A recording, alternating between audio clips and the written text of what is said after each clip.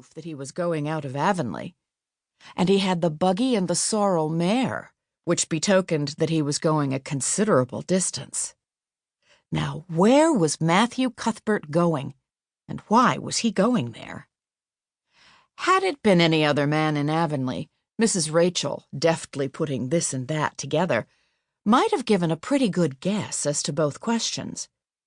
But Matthew so rarely went from home that it must be something pressing and unusual which was taking him. He was the shyest man alive, and hated to have to go among strangers, or to any place where he might have to talk. Matthew, dressed up with a white collar and driving in a buggy, was something that didn't happen often. Mrs. Rachel, ponder as she might, could make nothing of it, and her afternoon's enjoyment was spoiled. "I'll just step over to Green Gables after tea and find out from Marilla where he's gone and why," the worthy woman finally concluded. "He doesn't generally go to town this time of year, and he never visits. If he'd run out of turnip seed, he wouldn't dress up and take the buggy to go for more. He wasn't driving fast enough to be going for a doctor. Yet something must have happened since last night to start him off.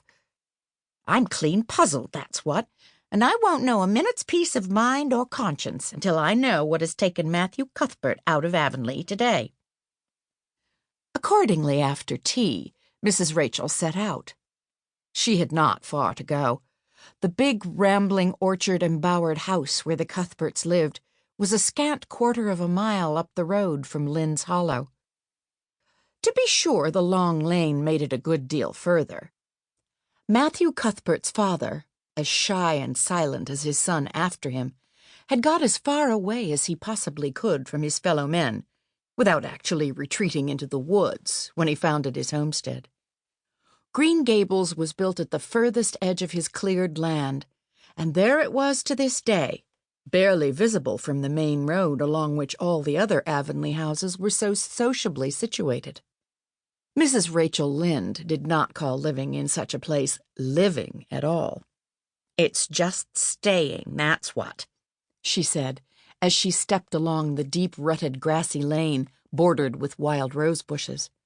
"It's no wonder Matthew and Marilla are both a little odd, living away back here by themselves.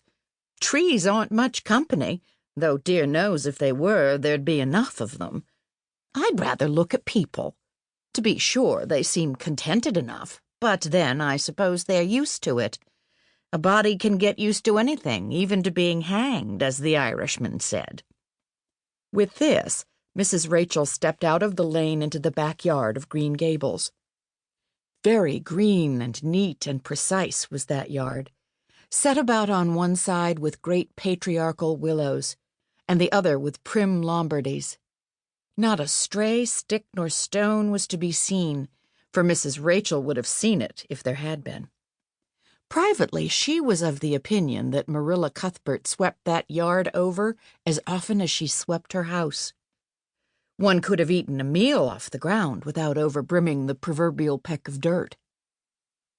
Mrs. Rachel rapped smartly at the kitchen door and stepped in when bidden to do so. The kitchen at Green Gables was a cheerful apartment, or would have been cheerful if it had not been so painfully clean as to give it something of the appearance of an unused parlor. Its windows looked east and west. Through the west one, looking out on the backyard, came a flood of mellow June sunlight. But the east one, whence you got a glimpse of the bloom-white cherry trees in the left orchard and nodding slender birches down in the hollow by the brook, was greened over by a tangle of vines. Here sat Marilla Cuthbert, when she sat at all, always slightly distrustful of sunshine, which seemed to her too dancing and irresponsible a thing for a world which was meant to be taken seriously. And here she sat now, knitting, and the table behind her was laid for supper.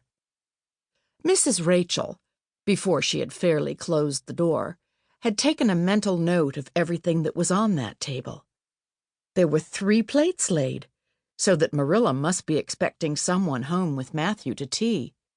But the dishes were everyday dishes, and there was only crab-apple preserves and one kind of cake.